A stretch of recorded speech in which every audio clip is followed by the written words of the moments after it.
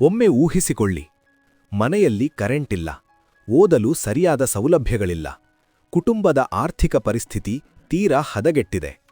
ಇಂತಹ ಕಷ್ಟದ ಪರಿಸ್ಥಿತಿಯಲ್ಲಿ ಹುಟ್ಟಿದ ಒಬ್ಬ ಸಣ್ಣ ಹುಡುಗ ಮುಂಜಾನೆ ಎದ್ದು ಊರೆಲ್ಲ ಸುತ್ತಿ ಮನೆಗೆ ಪತ್ರಿಕೆ ಹಾಕುತ್ತಾನೆ. ಆದರೆ ಅದೇ ಹುಡುಗ ತನ್ನ ಕಠಿಣ ಪರಿಶ್ರಮದಿಂದ ಮುಂದೆ ಬೆಳೆದು ಇಡೀ ಪ್ರಪಂಚವೇ ಬೆರಗಾಗಿ ನೋಡುವಂತೆ ಭಾರತದ ಮಿಸೈಲ್ ಮ್ಯಾನ್ ಆಗುತ್ತಾನೆ. ಅಷ್ಟೇ ಅಲ್ಲ, 100 ಕೋಟಿ ಜನರ ಈ ದೇಶದ ಅತ್ಯುನ್ನತ ಸ್ಥಾನವಾದ ರಾಷ್ಟ್ರಪತಿ ಪಟ್ಟವನ್ನು ಅಲಂಕರಿಸುತ್ತಾನೆ. ಇದು ಯಾವುದೇ ಸಿನಿಮಾದ ಕಥೆಯಲ್ಲ ಸ್ನೇಹಿತರೆ, ಇದು ನಮ್ಮೆಲ್ಲರ ಅಚ್ಚುಮೆಚ್ಚಿನ ಡಾಕ್ಟರ್ ಎಪಿಜೆ ಅಬ್ದುಲ್ ಕಲಾಂ ಅವರ ನೈಜ ಜೀವನದ ಕಥೆ.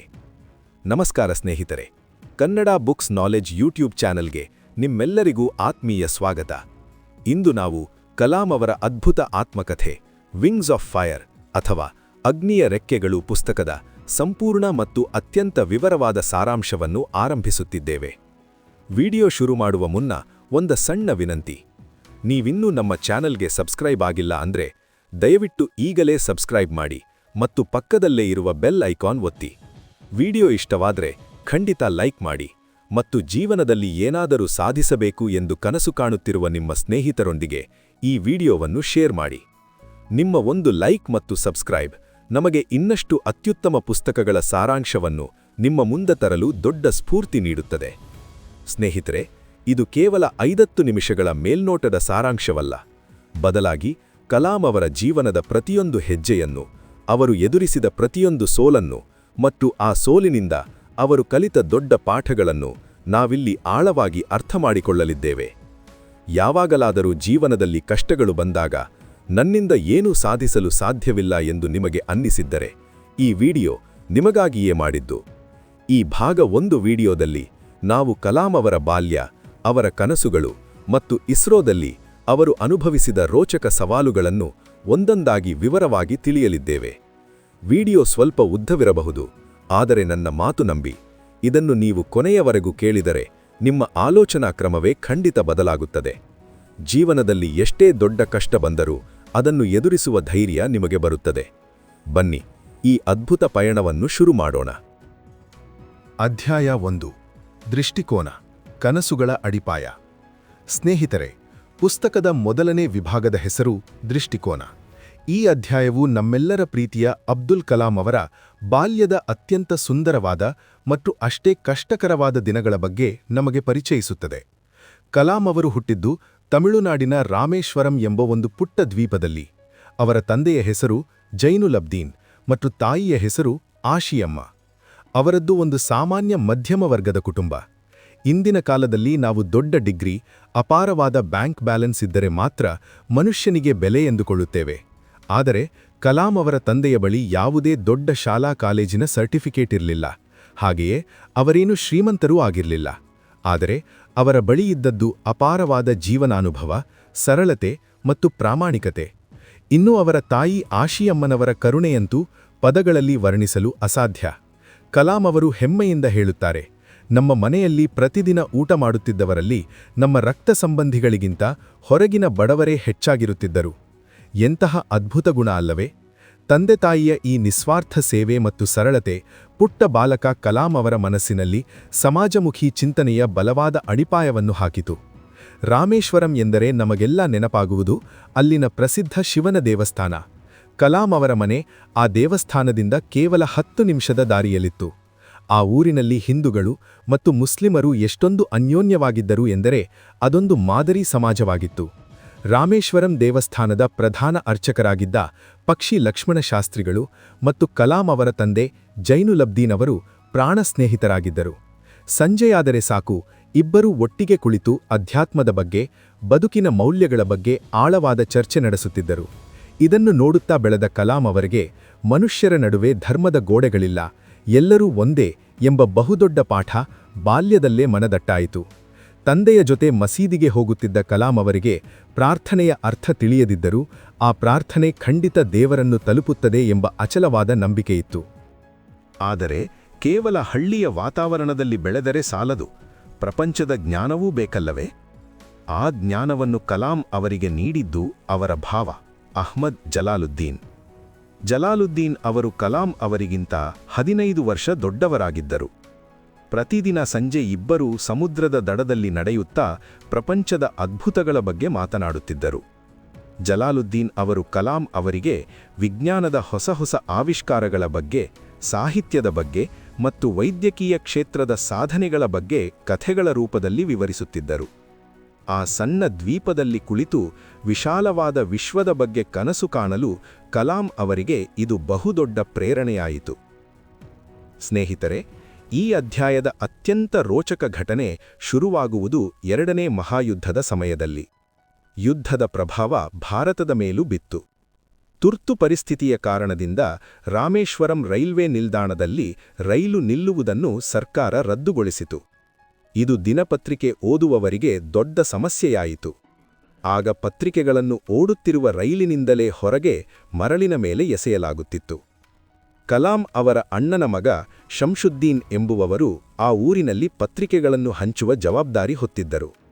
ಈಗ ಚಲಿಸುವ ರೈಲಿನಿಂದ ಬೀಳುವ ಪತ್ರಿಕೆಯ ಬಂಡಲ್ಗಳನ್ನು ಓಡಿಹೋಗಿ ಹಿಡಿಯಲು ಅವರಿಗೊಬ್ಬ ಸಹಾಯಕರ ಅಗತ್ಯವಿತ್ತು. ಈ ಕಷ್ಟದ ಕೆಲಸವನ್ನು 8ನೇ ವಯಸ್ಸಿನ ಪುಟ್ಟ ಹುಡುಗ ಕಲಾಂ ವಹಿಸಿಕೊಂಡರು. ಬೆಳಗಿನ ಜಾವ ಎದ್ದು ರೈಲ್ವೆ ಟ್ರ್ಯಾಕ್ ಹತ್ತಿರ ಓಡಿಹೋಗಿ ಪತ್ರಿಕೆಗಳನ್ನು ಆಯ್ದುಕೊಂಡು ಊರೆಲ್ಲ ಮನೆಗೆ ಹಂಚುತ್ತಿದ್ದರು. ಈ ಕಠಿಣ ಪರಿಶ್ರಮಕ್ಕೆ ಪ್ರತಿಫಲವಾಗಿ ಜೀವನದಲ್ಲಿ ಮೊದಲ ಬಾರಿಗೆ ಅವರು ತಮ್ಮದೇ ದುಡಿಮೆಯ ಹಣವನ್ನು ಸಂಪಾದಿಸಿದರು. ಆ ಮೊದಲ ಸಂಪಾದನೆಯ ನಾಣ್ಯಗಳನ್ನು ಕೈಯಲ್ಲಿ ಹಿಡಿದಾಗ ಆ ಪುಟ್ಟ ಹುಡುಗನ ಮುಖದಲ್ಲಿ ಮೂಡಿದ ಹೆಮ್ಮೆ ಮತ್ತು ಆನಂದಕ್ಕೆ ಪಾರವೇ ಇರಲಿಲ್ಲ. ಎಷ್ಟೋ ದಶಕಗಳ ನಂತರ ಭಾರತದ ರಾಷ್ಟ್ರಪತಿಯಾದ ಮೇಲೂ ತಮ್ಮ ಆ ಮೊದಲ ದುಡಿಮೆಯನ್ನು ನೆನಪಿಸಿಕೊಂಡರೆ ಕಲಾಂ ಅವರಿಗೆ ಮೈ ರೋಮಾಂಚನವಾಗುತ್ತಿತ್ತು. ಸ್ನೇಹಿತರೆ, ಈ ಮೊದಲ ಅಧ್ಯಾಯ ನಮಗೆ ಕಲಿಸುವ ಪಾಠ ಬಹಳ ಸ್ಪಷ್ಟವಾಗಿದೆ. ಸಾಧನೆ ಮಾಡಲು ದುಡ್ಡಾಗಲಿ ದೊಡ್ಡ ಹಿನ್ನೆಲೆಯಾಗಲಿ ಬೇಕಿಲ್ಲ. ಬಡತನವನ್ನೇ ಮೆಟ್ಟಿ ನಿಲ್ಲುವ ಛಲ, ಪ್ರಾಮಾಣಿಕತೆ ಮತ್ತು ದಣಿವರಿಯದ ಪರಿಶ್ರಮವಿದ್ದರೆ ರಾಮೇಶ್ವರಂನ ಬೀದಿಯಲ್ಲಿ ಪತ್ರಿಕೆ ಮಾರುವ ಹುಡುಗ ಕೂಡ ನಾಳೆ ಇಡೀ ಪ್ರಪಂಚವೇ ನಿಬ್ಬೆರಗಾಗಿ ನೋಡುವಂತಹ ಮಿಸೈಲ್ ಮ್ಯಾನ್ ಆಗಬಹುದು. ಅಧ್ಯಾಯ 2. ಹೊಸ ಹೆಜ್ಜೆ, ಹೊಸ ಪಾಠಗಳು. ಮನುಷ್ಯತ್ವದ ನಿಜವಾದ ಅರ್ಥ. ಸ್ನೇಹಿತರೆ, ಮೊದಲ ಅಧ್ಯಾಯದಲ್ಲಿ ಕಲಾಂ ಅವರ ಬಾಲ್ಯದ ಸುಂದರ ದಿನಗಳನ್ನು ನೋಡಿದೆವು. ಈಗ 2ನೇ ಅಧ್ಯಾಯಕ್ಕೆ ಕಾಲಿಡೋಣ. ಈ ಅಧ್ಯಾಯ ಕಲಾಂ ಅವರ ಶಾಲಾ ದಿನಗಳು, ಅವರ ಗುರುವಿನ ಪ್ರಭಾವ ಮತ್ತು ಅವರು ತಮ್ಮ ಪುಟ್ಟ ಹಳ್ಳಿಯನ್ನು ಬಿಟ್ಟು ಹೊರಬರುವ ಅತಿ ಮುಖ್ಯವಾದ ಘಟನೆಗಳನ್ನು ಒಳಗೊಂಡಿದೆ. ಕಲಾಂ ಅವರು ರಾಮೇಶ್ವರಂನ ಪ್ರಾಥಮಿಕ ಶಾಲೆಯಲ್ಲಿ ಓದುತ್ತಿದ್ದಾಗ ಒಂದು ಮನಕಲಕುವ ಘಟನೆ ನಡೆಯಿತು. ಕಲಾಂ ಅವರು ಯಾವಾಗಲೂ ತಮ್ಮ ಅತ್ಯಂತ ಆಪ್ತ ಸ್ನೇಹಿತ, ದೇವಸ್ಥಾನದ ಪ್ರಧಾನ ಅರ್ಚಕರ ಮಗನಾದ ರಾಮನಾಥ ಶಾಸ್ತ್ರಿಯ ಪಕ್ಕದಲ್ಲಿ ತರಗತಿಯ ಮೊದಲನೇ ಬೆಂಚಿನಲ್ಲಿ ಕೂರುತ್ತಿದ್ದರು. ಕಲಾಂ ಅವರು ಮುಸ್ಲಿಮರ ಸಂಪ್ರದಾಯದಂತೆ ತಲೆಗೊಂದು ಟೋಪಿ ಹಾಕುತ್ತಿದ್ದರು ಹಾಗೂ ರಾಮನಾಥ ಜನಿವಾರ ಧರಿಸುತ್ತಿದ್ದ. ಒಂದು ದಿನ ಶಾಲೆಗೆ ಹೊಸ ಶಿಕ್ಷಕರೊಬ್ಬರು ಬಂದರು. ಒಬ್ಬ ಹಿಂದೂ ಅರ್ಚಕನ ಮಗನ ಪಕ್ಕದಲ್ಲಿ ಮುಸ್ಲಿಂ ಹುಡುಗ ಕೂರುವುದನ್ನು ನೋಡಿ ಆ ಶಿಕ್ಷಕರಿಗೆ ಸಹಿಸಿಕೊಳ್ಳಲಾಗಲಿಲ್ಲ. ಅವರು ತಕ್ಷಣ ಕಲಾಂ ಅವರನ್ನು ಎಬ್ಬಿಸಿ ಹಿಂದಿನ ಬೆಂಚಿಗೆ ಹೋಗಿ ಕೂರಲು ಆದೇಶಿಸಿದರು. ಈ ತಾರತಮ್ಯದಿಂದ ಇಬ್ಬರು ಮುಗ್ಧ ಮಕ್ಕಳ ಮನಸ್ಸಿಗೂ ತೀವ್ರ ಪೆಟ್ಟಾಯಿತು. ಹಿಂದಿನ ಬೆಂಚಿಗೆ ಹೋಗಿ ಕೂತ ಕಲಾಂ ಅವರನ್ನು ನೋಡಿ ರಾಮನಾಥ ಬಿಕ್ಕಿ ಬಿಕ್ಕಿ ಹತ್ತಿದ್ದ. ಆ ಕಣ್ಣೀರು ಕಲಾಂ ಅವರ ಮನಸ್ಸಿನಲ್ಲಿ ಅಚ್ಚಳಿಯದೆ ಉಳಿದುಬಿಟ್ಟಿತು. ಮಕ್ಕಳು ಮನೆಗೆ ಹೋಗಿ ಈ ವಿಚಾರವನ್ನು ತಮ್ಮ ಪೋಷಕರಿಗೆ ತಿಳಿಸಿದರು. ತಕ್ಷಣವೇ ರಾಮನಾಥನ ತಂದೆ, ಅಂದರೆ ಆ ಊರಿನ ದೊಡ್ಡ ಅರ್ಚಕರಾಗಿದ್ದ ಲಕ್ಷ್ಮಣಶಾಸ್ತ್ರಿಗಳು ಆ ಶಿಕ್ಷಕರನ್ನು ಕರೆಸಿದರು. ಮಕ್ಕಳ ಮುಗ್ಧ ಮನಸ್ಸಿನಲ್ಲಿ ಧರ್ಮ ಮತ್ತು ಜಾತಿಯ ವಿಷಬೀಜವನ್ನು ಬಿತ್ತಬೇಡಿ, ತಪ್ಪೊಪ್ಪಿಕೊಳ್ಳಿ, ಇಲ್ಲವಾದರೆ ಶಾಲೆಯನ್ನು ಬಿಟ್ಟು ತೊಲಗಿ ಎಂದು ಖಡಕ್ಕಾಗಿ ಎಚ್ಚರಿಸಿದರು. ಆ ಶಿಕ್ಷಕರು ತಮ್ಮ ತಪ್ಪನ್ನು ತಿದ್ದಿಕೊಂಡರು. ಧರ್ಮಕ್ಕಿಂತ ಮನುಷ್ಯತ್ವ ದೊಡ್ಡದು ಎಂಬುದನ್ನು ಈ ಘಟನೆ ಕಲಾಂ ಅವರಿಗೆ ಸ್ಪಷ್ಟವಾಗಿ ಕಲಿಸಿತು. ಇದಾದ ನಂತರ ಕಲಾಂ ಅವರ ಜೀವನದಲ್ಲಿ ಬಹುದೊಡ್ಡ ಪ್ರಭಾವ ಬೀರಿದ್ದು ಅವರ ವಿಜ್ಞಾನ ಶಿಕ್ಷಕರಾದ ಶಿವಸುಬ್ರಹ್ಮಣ್ಯ ಅಯ್ಯರ್. ಅವರು ಅಪ್ಪಟ ಸಾಂಪ್ರದಾಯಿಕ ಬ್ರಾಹ್ಮಣರಾಗಿದ್ದರು. ಆದರೆ ಸಮಾಜದಲ್ಲಿರುವ ಜಾತೀಯತೆಯ ಗೋಡೆಗಳನ್ನು ಒಡೆಯಲು ಅವರು ಸದಾ ಪ್ರಯತ್ನಿಸುತ್ತಿದ್ದರು. ಕಲಾಂ ಅವರನ್ನು ಅವರು ತಮ್ಮ ಸ್ವಂತ ಮಗನಂತೆ ಪ್ರೀತಿಸುತ್ತಿದ್ದರು. ಒಂದು ದಿನ ಅಯ್ಯರವರು ಕಲಾಂ ಅವರನ್ನು ತಮ್ಮ ಮನೆಗೆ ಊಟಕ್ಕೆ ಆಹ್ವಾನಿಸಿದರು. ಆದರೆ ಅಯ್ಯರವರ ಪತ್ನಿ ಅತ್ಯಂತ ಸಂಪ್ರದಾಯಸ್ಥರಾಗಿದ್ದರು. ಒಬ್ಬ ಮುಸ್ಲಿಂ ಹುಡುಗನಿಗೆ ತಮ್ಮ ಪವಿತ್ರವಾದ ಅಡುಗೆ ಮನೆಯಲ್ಲಿ ಊಟ ಬಡಿಸಲು ಅವರು ಕಟ್ಟುನಿಟ್ಟಾಗಿ ನಿರಾಕರಿಸಿದರು. ಆಗ ಅಯ್ಯರವರು ಪತ್ನಿಯ ಮೇಲೆ ಸ್ವಲ್ಪವೂ ಕೋಪಗೊಳ್ಳದೆ ತಾವೇ ಸ್ವತಃ ಕಲಾಂ ಅವರಿಗೆ ಊಟ ಬಡಿಸಿದರು ಮತ್ತು ಅವರ ಪಕ್ಕದಲ್ಲೇ ಕುಳಿತು ಊಟ ಮಾಡಿದರು. ಊಟ ಮುಗಿಸಿ ಹೋಗುವಾಗ ಮುಂದಿನ ವಾರ ಮತ್ತೆ ಊಟಕ್ಕೆ ಬರುವಂತೆ ಅಯ್ಯರವರು ಕಲಾಂ ಅವರನ್ನು ಆಹ್ವಾನಿಸಿದರು. ಕಲಾಂ ಅವರ ಮುಖದಲ್ಲಿದ್ದ ಅಂಜಿಕೆಯನ್ನು ನೋಡಿ ಅಯ್ಯರವರು ನಗುತ್ತಾ ಒಂದು ಮಾತು ಹೇಳಿದರು. ಒಮ್ಮೆ ಸಮಾಜದ ವ್ಯವಸ್ಥೆಯನ್ನು ಬದಲಾಯಿಸಲು ನಿರ್ಧರಿಸಿದ ಮೇಲೆ ಇಂತಹ ಸಣ್ಣಪುಟ್ಟ ಸಮಸ್ಯೆಗಳನ್ನು ಎದುರಿಸಲೇಬೇಕು. ಮುಂದಿನ ವಾರ ಕಲಾಂ ಮತ್ತೆ ಅವರ ಮನೆಗೆ ಹೋದಾಗ ಒಂದು ಪವಾಡವೇ ನಡೆದಿತ್ತು. ಅಯ್ಯರವರ ಪತ್ನಿಯ ಮನಸ್ಸು ಕರಗಿತ್ತು. ಅವರೇ ಸ್ವತಃ ಕಲಾಂ ಅವರನ್ನು ಅಡುಗೆ ಮನೆಗೆ ಕರೆದೊಯ್ದು ತಮ್ಮ ಕೈಯಾರೆ ಪ್ರೀತಿಯಿಂದ ಊಟ ಬಡಿಸಿದರು. ಪ್ರೀತಿ ಮತ್ತು ತಾಳ್ಮೆಯಿಂದ ಎಂತಹ ಕಲ್ಲಾದ ಮನಸ್ಸನ್ನಾದರೂ ಬದಲಾಯಿಸಬಹುದು ಎಂಬ ಬಹುದೊಡ್ಡ ಜೀವನ ಪಾಠವನ್ನು ಕಲಾಂ ಅವರು ತಮ್ಮ ಗುರುವಿನಿಂದ ಇಲ್ಲಿ ಕಲಿತರು. ದಿನಗಳು ಕಳೆದವು. ಈಗ ಕಲಾಂ ಅವರಿಗೆ ಪ್ರೌಢಶಾಲೆಗೆ ಹೋಗುವ ಸಮಯ ಬಂದಿತ್ತು. ಆದರೆ ರಾಮೇಶ್ವರಂನಲ್ಲಿ ಹೈಸ್ಕೂಲ್ ಇರಲಿಲ್ಲ. ಹೆಚ್ಚಿನ ವಿದ್ಯಾಭ್ಯಾಸಕ್ಕಾಗಿ ರಾಮನಾಥಪುರಂ ಎಂಬ ಪಟ್ಟಣಕ್ಕೆ ಹೋಗಬೇಕಿತ್ತು. ತಮ್ಮ ಮುದ್ದಿನ ಮಗನನ್ನು ಅಷ್ಟು ದೂರ ಕಳುಹಿಸಲು ಕಲಾಂ ಅವರ ತಾಯಿಗೆ ಮನಸ್ಸಿರಲಿಲ್ಲ. ಅವರು ಅಳುತ್ತಿದ್ದರು. ಆಗ ಕಲಾಂ ಅವರ ತಂದೆ ಜೈನುಲಬ್ದೀನ್ ಅವರು ಪ್ರಸಿದ್ಧ ಕವಿ ಖಲೀಲ್ ಜಿಬ್ರಾನ್ ಅವರ ಸಾಲುಗಳನ್ನು ನೆನಪಿಸುತ್ತಾ ತಾಯಿಗೆ ಸಮಾಧಾನ ಮಾಡಿದರು. ಅವರು ಹೇಳಿದರು, ನಿಮ್ಮ ಮಕ್ಕಳು ಕೇವಲ ನಿಮ್ಮ ಮಕ್ಕಳಲ್ಲ, ಅವರು ಈ ಭೂಮಿಯ ಮೇಲಿನ ಭವಿಷ್ಯದ ಆಸೆಗಳು. ನೀವು ಅವರಿಗೆ ನಿಮ್ಮ ಪ್ರೀತಿಯನ್ನು ಕೊಡಬಹುದೇ ಹೊರತು ನಿಮ್ಮ ಆಲೋಚನೆಗಳನ್ನಲ್ಲ. ಏಕೆಂದರೆ ಅವರಿಗೇ ಆದ ಸ್ವಂತ ಆಲೋಚನೆಗಳಿರುತ್ತವೆ. ಒಂದು ಹಕ್ಕಿ ಸ್ವತಂತ್ರವಾಗಿ ಹಾರಲು ಕಲಿಯಬೇಕಾದರೆ ಅದು ತನ್ನ ಗೂಡನ್ನು ಬಿಟ್ಟು ಹೊರಬರಲೇಬೇಕು. ತಂದೆಯ ಈ ಅದ್ಭುತವಾದ ಮತ್ತು ಸ್ಫೂರ್ತಿದಾಯಕ ಮಾತುಗಳೊಂದಿಗೆ ಕಣ್ಣೀರು ಹಾಕುತ್ತಿದ್ದ ತಾಯಿಯ ಆಶೀರ್ವಾದ ಪಡೆದು 15 ವರ್ಷದ ಬಾಲಕ ಕಲಾಂ ಕಡಲತಡಿಯ ತಮ್ಮ ಪ್ರೀತಿಯ ರಾಮೇಶ್ವರಮನ್ನು ಬಿಟ್ಟು ಹೊಸ ಕನಸುಗಳನ್ನು ಹೊತ್ತು ರಾಮನಾಥಪುರಂ ಕಡೆಗೆ ರೈಲು ಹತ್ತಿದರು. ಸ್ನೇಹಿತರೆ, ಈ ಅಧ್ಯಾಯ ನಮಗೆ ಗುರುವಿನ ಮಹತ್ವವನ್ನು ಮತ್ತು ಕನಸುಗಳನ್ನು ಬೆನ್ನಟ್ಟಲು ನಾವಿರುವ ಕಂಫರ್ಟ್ ಝೋನನ್ನು ಬಿಟ್ಟು ಹೊರಬರುವ ಧೈರ್ಯವನ್ನು ಕಲಿಸುತ್ತದೆ. ಅಧ್ಯಾಯ 3. ಹೊಸ ಹಾದಿ, ಅಕ್ಕನ ತ್ಯಾಗ ಮತ್ತು ಹಾರುವ ಕನಸು. ಸ್ನೇಹಿತರೆ, ವಿಂಗ್ಸ್ ಆಫ್ ಫೈರ್ ಪುಸ್ತಕದ 3ನೇ ಅಧ್ಯಾಯವು ಕಲಾಂ ಅವರ ಜೀವನದ ಅತ್ಯಂತ ಭಾವುಕ ಮತ್ತು ಮಹತ್ವದ ಘಟ್ಟವಾಗಿದೆ. ರಾಮೇಶ್ವರಂನ ಸುಂದರ ಪರಿಸರವನ್ನು ಬಿಟ್ಟು 15 ವರ್ಷದ ಬಾಲಕ ಕಲಾಂ ರಾಮನಾಥಪುರಂನ ಶ್ವಾರ್ಟ್ಸ್ ಹೈಸ್ಕೂಲ್ ಸೇರಿದರು. ಆರಂಭದಲ್ಲಿ ಅವರಿಗೆ ತಮ್ಮ ಊರಿನ ನೆನಪು ಕಾಡುತ್ತಿತ್ತು. ಮನೆಗೆ ಹಿಂತಿರುಗಿ ಹೋಗಿಬಿಡೋಣ ಎನಿಸುತ್ತಿತ್ತು. ಆದರೆ ಆ ಸಮಯದಲ್ಲಿ ಅವರಿಗೆ ಮಾರ್ಗದರ್ಶಕರಾಗಿ ಸಿಕ್ಕವರು ಅವರ ಶಿಕ್ಷಕರಾದ ಇಯಾದೊರೈ ಸೋಲೊಮನ್. ಅವರು ಕಲಾಂ ಅವರ ಮನಸ್ಸಿನಲ್ಲಿದ್ದ ಕೀಳರಿಮೆಯನ್ನು ತೆಗೆದುಹಾಕಿದರು. ಸೋಲೊಮನ್ ಅವರ ಹೇಳಿದ ಒಂದು ಮಾತು ಕಲಾಂ ಅವರ ಇಡೀ ಜೀವನವನ್ನು ಬದಲಾಯಿಸಿತು. ಅವರು ಹೇಳಿದರು, ಕಲಾಂ, ಜೀವನದಲ್ಲಿ ನೀನು ಏನನ್ನಾದರೂ ಸಾಧಿಸಬೇಕಾದರೆ ಮತ್ತು ನಿನ್ನ ಗುರಿಯನ್ನು ತಲುಪಬೇಕಾದರೆ 3 ಪ್ರಬಲ ಶಕ್ತಿಗಳ ಮೇಲೆ ನಿನಗೆ ಸಂಪೂರ್ಣ ಹಿಡಿತವಿರಬೇಕು. ಅವುಗಳೆಂದರೆ ಇಚ್ಛೆ, ನಂಬಿಕೆ ಮತ್ತು ನಿರೀಕ್ಷೆ. ಅಂದರೆ ಮೊದಲು ನಮಗೆ ಏನನ್ನಾದರೂ ಸಾಧಿಸುವ ತೀವ್ರವಾದ ಆಸೆ ಇರಬೇಕು, ನಂತರ ಅದನ್ನು ನಾನು ಸಾಧಿಸಬಲ್ಲೆ ಎಂಬ ಬಲವಾದ ನಂಬಿಕೆ ಇರಬೇಕು, ಮತ್ತು ಕೊನೆಯದಾಗಿ ಆ ಯಶಸ್ಸಿಗಾಗಿ ನಾವು ಎದುರು ನೋಡುವ ನಿರೀಕ್ಷೆ ಇರಬೇಕು. ಈ 3 ಸೂತ್ರಗಳನ್ನು ಕಲಾಂ ತಮ್ಮ ಉಸಿರಿರುವವರೆಗೂ ಪಾಲಿಸಿದರು. ಹೈಸ್ಕೂಲ್ ಮುಗಿಸಿದ ನಂತರ ಕಲಾಂ ಅವರು ಭೌತಶಾಸ್ತ್ರದಲ್ಲಿ BSc ಡಿಗ್ರಿ ಮಾಡಲು ತಿರುಚಿಯ ಸೇಂಟ್ ಜೋಸೆಫ್ ಕಾಲೇಜಿಗೆ ಸೇರಿದರು. ಅಲ್ಲಿ ಅವರು ಸಾಹಿತ್ಯದ ಬಗ್ಗೆಯೂ ಒಲವು ಬೆಳೆಸಿಕೊಂಡರು. ಟಾಲ್ಸ್ಟಾಯ್ ಅವರಂತಹ ದೊಡ್ಡ ಬರಹಗಾರನ ಪುಸ್ತಕಗಳನ್ನು ಓದುತ್ತಿದ್ದರು. ಆದರೆ BSc ಮುಗಿಯುವ ಹೊತ್ತಿಗೆ ಕಲಾಂ ಅವರಿಗೆ ಒಂದು ವಿಚಾರ ಸ್ಪಷ್ಟವಾಯಿತು. ನನಗೆ ಭೌತಶಾಸ್ತ್ರ ಇಷ್ಟ, ಆದರೆ ನನ್ನ ನಿಜವಾದ ಕನಸು ಆಕಾಶದಲ್ಲಿ ಹಾರುವ ವಿಮಾನಗಳ ಬಗ್ಗೆ ಇದೆ. ನಾನು ಇಂಜಿನಿಯರಿಂಗ್ ಮಾಡಬೇಕಿತ್ತು ಎಂಬ ಸತ್ಯ ಅವರಿಗೆ ಅರಿವಾಯಿತು. ತಮ್ಮ ಕನಸನ್ನು ನನಸು ಮಾಡಿಕೊಳ್ಳಲು ದಕ್ಷಿಣ ಭಾರತದ ಅತ್ಯಂತ ಪ್ರತಿಷ್ಠಿತ ಸಂಸ್ಥೆಯಾದ ಮದ್ರಾಸ್ ಇನ್ಸ್ಟಿಟ್ಯೂಟ್ ಆಫ್ ಟೆಕ್ನಾಲಜಿ MITಯಲ್ಲಿ ಏರೋನಾಟಿಕಲ್ ಇಂಜಿನಿಯರಿಂಗ್ಗೆ ಅರ್ಜಿ ಸಲ್ಲಿಸಿದರು. ಅವರಿಗಲ್ಲಿ ಸೀಟು ಕೂಡ ಸಿಕ್ಕಿತು. ಆದರೆ ಇಲ್ಲೇ ಎದುರಾಯಿತು ಜೀವನದ ಅತಿ ದೊಡ್ಡ ಸವಾಲು. ಆ ಕಾಲದಲ್ಲಿ MIT ಸೇರಲು ಸುಮಾರು 1,000 ರೂಪಾಯಿಗಳ ಪ್ರವೇಶ ಶುಲ್ಕ ಕಟ್ಟಬೇಕಿತ್ತು. ಇಂದಿನ ಕಾಲದಲ್ಲಿ 1,000 ರೂಪಾಯಿ ಎಂದರೆ ಏನೂ ಅಲ್ಲ. ಆದರೆ ಆ ದಿನಗಳಲ್ಲಿ ಕಲಾಂ ಅವರ ತಂದೆಗೆ ಅಷ್ಟು ದೊಡ್ಡ ಮೊತ್ತವನ್ನು ಹೊಂದಿಸುವುದು ಅಸಾಧ್ಯವಾಗಿತ್ತು. ಮಗನಿಗೆ ಪ್ರತಿಷ್ಠಿತ ಕಾಲೇಜಿನಲ್ಲಿ ಸೀಟು ಸಿಕ್ಕಿದೆ, ಆದರೆ ಹಣವಿಲ್ಲದೆ ಆ ಕನಸು ಕಮರಿ ಹೋಗುವ ಪರಿಸ್ಥಿತಿ ಬಂದಿತ್ತು. ಇಡೀ ಕುಟುಂಬ ಚಿಂತೆಯಲ್ಲಿ ಮುಳುಗಿತ್ತು. ಆಗ ತಮ್ಮನ ಕಣ್ಣೀರನ್ನು ನೋಡಲಾಗದೆ ಆತನ ಸಹಾಯಕ್ಕೆ ನಿಂತದ್ದು ಕಲಾಂ ಅವರ ಪ್ರೀತಿಯ ಅಕ್ಕ ಜೊಹರಾ. ತಮ್ಮನ ಕನಸಿಗಾಗಿ ಆಕೆ ಮರುಮಾತನಾಡದೆ ತನ್ನ ಮೈಮೇಲಿದ್ದ ಬಂಗಾರದ ಬಳೆಗಳು ಮತ್ತು ಸರವನ್ನು ತೆಗೆದು ಅಡವಿಟ್ಟಳು. ತನ್ನ ಅಕ್ಕನ ಈ ನಿಸ್ವಾರ್ಥ ತ್ಯಾಗವನ್ನು ನೋಡಿ ಕಲಾಂ ಅವರ ಕಣ್ಣಿನಿಂದ ಧಾರಾಕಾರವಾಗಿ ಕಣ್ಣೀರು ಹರಿಯಿತು. ಆ ಕ್ಷಣವೇ ಕಲಾಂ ತಮ್ಮ ಮನಸ್ಸಿನಲ್ಲಿ ಒಂದು ದೃಢವಾದ ಶಪಥ ಮಾಡಿದರು. ನನ್ನ ಸ್ವಂತ ದುಡಿಮೆಯಿಂದ, ನನ್ನ ಬೆವರಿನ ಹಣದಿಂದ ನನ್ನ ಅಕ್ಕನ ಈ ಬಂಗಾರದ ಬಳೆಗಳನ್ನು ಬಿಡಿಸಿಕೊಂಡು ತರುತ್ತೇನೆ ಎಂದು ಪ್ರತಿಜ್ಞೆ ಮಾಡಿದರು. ಅದಕ್ಕಾಗಿ ಹಗಲಿರುಳು ಕಷ್ಟಪಟ್ಟು ಓದಲು ನಿರ್ಧರಿಸಿದರು. ಅಕ್ಕನ ತ್ಯಾಗದ ಹಣದಿಂದ MIT ಕ್ಯಾಂಪಸ್ ಒಳಗೆ ಕಾಲಿಟ್ಟ ಕಲಾಂ ಅವರಿಗೆ ಅಲ್ಲಿ ಒಂದು ಅದ್ಭುತ ಕಾದಿತ್ತು.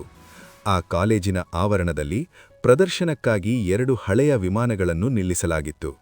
ಬೇರೆ ವಿದ್ಯಾರ್ಥಿಗಳೆಲ್ಲ ಅದನ್ನು ನೋಡಿ ಮುಂದೆ ಹೋಗುತ್ತಿದ್ದರೆ ಕಲಾಂ ಮಾತ್ರ ಆ ವಿಮಾನಗಳ ಮುಂದೆಯೇ ಗಂಟೆಗಟ್ಟಲೆ ಮಂತ್ರಮುಗ್ಧರಾಗಿ ನಿಂತುಬಿಡುತ್ತಿದ್ದರು. ಒಂದು ದಿನ ನಾನೇ ಸ್ವತಃ ಇಂತಹ ವಿಮಾನಗಳನ್ನು ಹಾರಿಸುತ್ತೇನೆ, ವಿನ್ಯಾಸ ಮಾಡುತ್ತೇನೆ ಎಂಬ ಕನಸು ಅವರ ಕಣ್ಣಲ್ಲಿ ಬೆಂಕಿಯಂತೆ ಉರಿಯಲು ಶುರುವಾಯಿತು.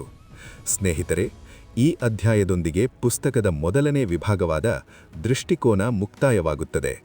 ನಮ್ಮ ಕನಸುಗಳಿಗೆ ನಮ್ಮ ಕುಟುಂಬ ಹೇಗೆ ಬೆನ್ನೆಲುಬಾಗಿ ನಿಲ್ಲುತ್ತದೆ ಮತ್ತು ಗುರುವಿನ ಮಾರ್ಗದರ್ಶನ ನಮ್ಮನ್ನು ಎಲ್ಲಿಗೆ ಕೊಂಡೊಯ್ಯುತ್ತದೆ ಎಂಬುದನ್ನು ಈ ಅಧ್ಯಾಯ ನಮಗೆ ಅತ್ಯಂತ ಭಾವುಕವಾಗಿ ವಿವರಿಸುತ್ತದೆ. ಅಧ್ಯಾಯ 4 ಸೃಷ್ಟಿ, ಅಗ್ನಿಪರೀಕ್ಷೆ, ನಾಸಾ ಭೇಟಿ ಮತ್ತು ಟಿಪ್ಪು ಸುಲ್ತಾನನ ರಾಕೆಟ್. ಸ್ನೇಹಿತರೆ, ಇಲ್ಲಿಂದ ವಿಂಗ್ಸ್ ಆಫ್ ಫೈರ್ ಪುಸ್ತಕದ 2ನೇ ವಿಭಾಗವಾದ ಸೃಷ್ಟಿ ಆರಂಭವಾಗುತ್ತದೆ. ಈ ಹಂತದಲ್ಲಿ ಕಲಾಂ ಅವರು ಒಬ್ಬ ಸಾಮಾನ್ಯ ವಿದ್ಯಾರ್ಥಿಯಿಂದ ಒಬ್ಬ ಶ್ರೇಷ್ಠ ವಿಜ್ಞಾನಿಯಾಗಿ ರೂಪುಗೊಳ್ಳುವ ರೋಚಕ ಕಥೆ ಇದೆ. MITಯಲ್ಲಿ ಓದುತ್ತಿದ್ದಾಗ ಕಲಾಂ ಅವರಿಗೆ ಒಂದು ದೊಡ್ಡ ಅಗ್ನಿಪರೀಕ್ಷೆ ಎದುರಾಯಿತು. ಅವರ ಪ್ರಾಜೆಕ್ಟ್ ಗೈಡ್ ಆಗಿದ್ದ ಪ್ರೊಫೆಸರ್ ಶ್ರೀನಿವಾಸನ್ ಅವರು ಕಲಾಂ ಅವರ ವಿಮಾನದ ವಿನ್ಯಾಸವನ್ನು ನೋಡಿ ತೀವ್ರ ಅಸಮಾಧಾನಗೊಂಡರು. ಕಲಾಂ, ಈ ಪ್ರಾಜೆಕ್ಟನ್ನು 2 ದಿನಗಳಲ್ಲಿ, ಅಂದರೆ ಸೋಮವಾರ ಬೆಳಗಿನ ಜಾವದೊಳಗೆ ಪೂರ್ತಿ ಹೊಸದಾಗಿ ವಿನ್ಯಾಸ ಮಾಡಿ ಮುಗಿಸಬೇಕು, ಇಲ್ಲವಾದರೆ ನಿನ್ನ ಸ್ಕಾಲರ್ಶಿಪ್ ಅನ್ನು ರದ್ದು ಮಾಡುತ್ತೇನೆ ಎಂದು ಕಟ್ಟುನಿಟ್ಟಾಗಿ ಎಚ್ಚರಿಸಿದರು. ಆ ಸ್ಕಾಲರ್ಶಿಪ್ ನಿಂತರೆ ಕಲಾಂ ಅವರ ಇಂಜಿನಿಯರಿಂಗ್ ಓದು ಅಲ್ಲಿಗೆ ಮುಗಿಯುತ್ತಿತ್ತು. ಅಕ್ಕನ ಬಂಗಾರದ ಬಳೆಗಳು, ತಂದೆಯ ಕನಸು ಎಲ್ಲವೂ ಮಣ್ಣಾಗುತ್ತಿತ್ತು. ಕಲಾಂ ಅವರಿಗೆ ಊಟ, ನಿದ್ರೆ ಯಾವುದೂ ಬೇಡವಾಯಿತು. ಶುಕ್ರವಾರ ರಾತ್ರಿ, ಶನಿವಾರ ಮತ್ತು ಭಾನುವಾರ ಹಗಲಿರುಳು ನಿದ್ದೆಯಿಲ್ಲದೆ, ಊಟವಿಲ್ಲದೆ ಆ ವಿನ್ಯಾಸದ ಮೇಲೆ ಹುಚ್ಚರಂತೆ ಕೆಲಸ ಮಾಡಿದರು. ಭಾನುವಾರ ಸಂಜೆ ಪ್ರೊಫೆಸರ್ ಶ್ರೀನಿವಾಸನ್ ಅವರು ಬಂದು ನೋಡಿದಾಗ ಆ ಅದ್ಭುತವಾದ ವಿನ್ಯಾಸ ನೋಡಿ ದಂಗಾಗಿ ಹೋದರು. ತಕ್ಷಣ ಕಲಾಂ ಅವರನ್ನು ಪ್ರೀತಿಯಿಂದ ತಬ್ಬಿಕೊಂಡು, ಕ್ಷಮಿಸು ಕಲಾಂ, ನಿನ್ನ ಮೇಲೆ ತುಂಬಾ ಒತ್ತಡ ಹಾಕಿದೆ, ಕಷ್ಟದ ಪರಿಸ್ಥಿತಿಯನ್ನು ನೀನು ಹೇಗೆ ಎದುರಿಸುತ್ತೀಯಾ ಎಂದು ಪರೀಕ್ಷೆ ಮಾಡಿದೆ ಅಷ್ಟೇ, ನೀನು ನನ್ನ ನಿರೀಕ್ಷೆಗೂ ಮೀರಿ ಸಾಧಿಸಿದೆ ಎಂದು ಬೆನ್ನು ತಟ್ಟಿದರು. ಒತ್ತಡವನ್ನು ಮೆಟ್ಟಿ ನಿಲ್ಲುವುದು ಹೇಗೆ ಎಂದು ಕಲಾಂ ಇಲ್ಲಿ ಕಲಿತರು. ಇಂಜಿನಿಯರಿಂಗ್ ಮುಗಿಸಿದ ನಂತರ ಅವರು ರಕ್ಷಣಾ ಇಲಾಖೆಯಲ್ಲಿ ಕೆಲಸಕ್ಕೆ ಸೇರಿದರು. ಅಲ್ಲಿ ನಂದಿ ಎಂಬ ಹೆಸರಿನ ಒಂದು ಹೋವರ್ಕ್ರಾಫ್ಟ್ ಅನ್ನು ತುಂಬಾ ಕಷ್ಟಪಟ್ಟು ಯಶಸ್ವಿಯಾಗಿ ನಿರ್ಮಿಸಿದರು. ಆದರೆ ಸರ್ಕಾರ ಬದಲಾದ ಕಾರಣ ಆ ಪ್ರಾಜೆಕ್ಟ್ ಅನ್ನು ರದ್ದುಗೊಳಿಸಲಾಯಿತು. ತಮ್ಮ ಕನಸಿನ ಕೂಸು ಕಣ್ಣೆದುರೇ ಮಣ್ಣಾಗುತ್ತಿರುವುದನ್ನು ಕಂಡು ಕಲಾಂ ತೀವ್ರ ನಿರಾಸೆಗೊಳಗಾದರು. ಆದರೆ ವಿಧಿ ಅವರಿಗಾಗಿ ಇನ್ನೊಂದು ದೊಡ್ಡ ಅವಕಾಶವನ್ನು ಕಾದಿರಿಸಿತ್ತು. ಅದೇ ಇಂದಿನ ಹೆಸರು. ಅಲ್ಲಿ ನಡೆದ ಸಂದರ್ಶನದಲ್ಲಿ ಕಲಾಂ ಅವರು ಭಾರತದ ಬಾಹ್ಯಾಕಾಶ ಪಿತಾಮಹ, ಮಹಾನ್ ವಿಜ್ಞಾನಿ ಡಾಕ್ಟರ್ ವಿಕ್ರಮ್ ಸಾರಾಭಾಯಿ ಅವರನ್ನು ಮೊದಲ ಬಾರಿಗೆ ಭೇಟಿಯಾದರು. ಸಾರಾಭಾಯಿಯವರ ವ್ಯಕ್ತಿತ್ವದಲ್ಲಿ ಒಂದು ಕಾಂತಿ ಇತ್ತು. ಅವರು ಕಲಾಂ ಅವರ ಜ್ಞಾನವನ್ನು ಪರೀಕ್ಷಿಸುವ ಬದಲು ಅವರಲ್ಲಿರುವ ಕಲಿಯುವ ಆಸಕ್ತಿಯನ್ನು ನೋಡಿದರು. ಕಲಾಂ ಅವರು ಸಂದರ್ಶನದಲ್ಲಿ ಆಯ್ಕೆಯಾಗಿ ಬಾಹ್ಯಾಕಾಶ ವಿಜ್ಞಾನಿಯಾಗಿ ರೂಪುಗೊಂಡರು. ಇದಾದ ನಂತರ ಬಾಹ್ಯಾಕಾಶ ಸಂಶೋಧನೆಯ ತರಬೇತಿಗಾಗಿ ಕಲಾಂ ಅವರನ್ನು ಅಮೆರಿಕದ ಪ್ರಖ್ಯಾತ ನಾಸಾ ಕೇಂದ್ರಕ್ಕೆ ಕಳುಹಿಸಲಾಯಿತು. ಅಮೆರಿಕದ ಮೇರಿಲ್ಯಾಂಡ್ನಲ್ಲಿರುವ ನಾಸಾದ ಆಫೀಸಿಗೆ ಹೋದಾಗ ಅಲ್ಲಿನ ಸ್ವಾಗತ ಕೊಠಡಿಯಲ್ಲಿ ಹಾಕಿದ್ದ ಒಂದು ದೊಡ್ಡ ಪೇಂಟಿಂಗ್ ನೋಡಿ ಕಲಾಂ ಅವರು ಅಚ್ಚರಿಗೊಳಗಾದರು. ಆ ಚಿತ್ರದಲ್ಲಿ ಯುದ್ಧಭೂಮಿಯಲ್ಲಿ ರಾಕೆಟ್ಗಳನ್ನು ಹಾರಿಸುತ್ತಿರುವ ಸೈನಿಕರಿದ್ದರು. ಹತ್ತಿರ ಹೋಗಿ ನೋಡಿದಾಗ ಆ ಚಿತ್ರ ನಮ್ಮ ಭಾರತದ ಮೈಸೂರಿನ ಹುಲಿ ಟಿಪ್ಪು ಸುಲ್ತಾನ್ ಅವರ ಸೈನ್ಯದ್ದಾಗಿತ್ತು.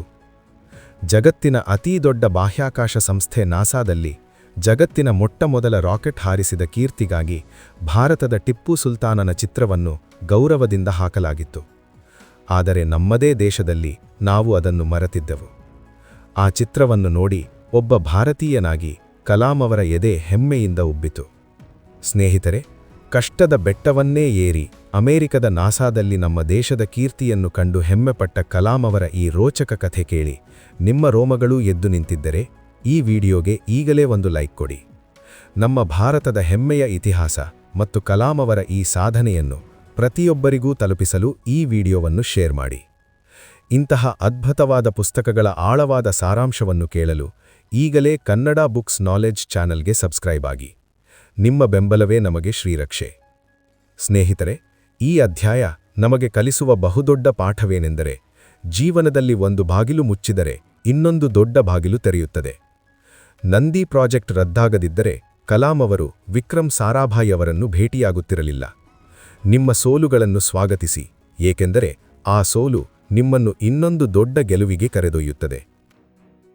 ಅಧ್ಯಾಯ 5. ಸೈಕಲ್ ಮೇಲೆ ಶುರುವಾದ ಭಾರತದ ಬಾಹ್ಯಾಕಾಶದ ಕನಸು. ಸ್ನೇಹಿತರೆ, ಅಮೆರಿಕದ ನಾಸಾದಿಂದ ಅತ್ಯುನ್ನತ ತರಬೇತಿ ಮುಗಿಸಿಕೊಂಡು ಭಾರತಕ್ಕೆ ಹಿಂದಿರುಗಿದ ಕಲಾಂ ಅವರ ಮುಂದಿನ ನಿಲ್ದಾಣ ಕೇರಳದ ತಿರುವನಂತಪುರಂ ಬಳಿಯ ತುಂಬಾ ಎಂಬ ಒಂದು ಸಣ್ಣ ಮೀನುಗಾರಿಕಾ ಹಳ್ಳಿ. ಹೌದು ಸ್ನೇಹಿತರೆ, ಭಾರತದ ಮೊಟ್ಟಮೊದಲ ರಾಕೆಟ್ ಉಡಾವಣಾ ಕೇಂದ್ರವನ್ನು ಸ್ಥಾಪಿಸಲು ಮಹಾನ್ ವಿಜ್ಞಾನಿ ಡಾಕ್ಟರ್ ವಿಕ್ರಮ್ ಸಾರಾಭಾಯಿ ಅವರು ಆಯ್ಕೆ ಮಾಡಿದ್ದು ಇದೇ ಹಳ್ಳಿಯನ್ನು. ಕಾರಣ, ಈ ಜಾಗವು ಭೂಮಿಯ ಕಾಂತೀಯ ಸಮಭಾಜಕ ರೇಖೆಗೆ, ಅಂದರೆ ಮ್ಯಾಗ್ನೆಟಿಕ್ ಈಕ್ವೇಟರ್ಗೆ ಅತ್ಯಂತ ಹತ್ತಿರವಿತ್ತು. ಬಾಹ್ಯಾಕಾಶ ಸಂಶೋಧನೆಗೆ ಇದು ಅತ್ಯುತ್ತಮವಾದ ಜಾಗವಾಗಿತ್ತು. ಆದರೆ ಆ ಜಾಗವನ್ನು ಪಡೆಯುವುದು ಅಷ್ಟು ಸುಲಭವಾಗಿರಲಿಲ್ಲ. ಅಲ್ಲಿ ಸಾವಿರಾರು ಮೀನುಗಾರರ ಗುಡಿಸಲುಗಳಿದ್ದವು ಮತ್ತು ಅದಕ್ಕಿಂತ ಮುಖ್ಯವಾಗಿ ಅಲ್ಲಿ ಒಂದು ಸುಂದರವಾದ ಪುರಾತನವಾದ ಚರ್ಚ್, ಸೈಂಟ್ ಮೇರಿ ಮ್ಯಾಗ್ಡಲೀನ್ ಚರ್ಚ್ ಇತ್ತು. ವಿಕ್ರಮ್ ಸಾರಾಭಾಯಿ ಅವರು ಆ ಊರಿನ ಬಿಷಪ್ ಆಗಿದ್ದ ರೆವರೆಂಡ್ ಪೀಟರ್ ಬರ್ನಾರ್ಡ್ ಪಿರೇರಾ ಅವರನ್ನು ಭೇಟಿಯಾಗಿ ತಮ್ಮ ಉದ್ದೇಶವನ್ನು ವಿವರಿಸಿದರು. ಬಿಷಪ್ ಅವರು ಒಂದು ದಿನ ಕಾಲಾವಕಾಶ ಕೇಳಿ ಭಾನುವಾರದ ಪ್ರಾರ್ಥನೆಗೆ ಬಂದಿದ್ದ ಸಾವಿರಾರು ಮೀನುಗಾರರ ಮುಂದೆ ನಿಂತು ಒಂದು ಅದ್ಭುತವಾದ ಮಾತು ಹೇಳಿದರು. ನನ್ನ ಪ್ರೀತಿಯ ಜನರೇ, ವಿಜ್ಞಾನವು ಸತ್ಯವನ್ನು ಹುಡುಕುತ್ತದೆ, ಧರ್ಮವು ಶಾಂತಿಯನ್ನು ಹುಡುಕುತ್ತದೆ. ಇವೆರಡರ ಅಂತಿಮ ಗುರಿಯೂ ಮನುಷ್ಯನ ಕಲ್ಯಾಣವೇ ಆಗಿದೆ. ಇಂದು ಪ್ರಸಿದ್ಧ ವಿಜ್ಞಾನಿಯೊಬ್ಬರು ನಮ್ಮ ದೇಶದ ಒಳಿತಿಗಾಗಿ ದೇವರ ಈ ಮನೆಯನ್ನು ಕೇಳುತ್ತಿದ್ದಾರೆ. ನಾವು ನಮ್ಮ ಈ ದೇವರ ಮನೆಯನ್ನು ವಿಜ್ಞಾನದ ದೇವಾಲಯವನ್ನಾಗಿ ಮಾಡಲು ಬಿಟ್ಟುಕೊಡಬಹುದೇ ಎಂದು ಕೇಳಿದರು.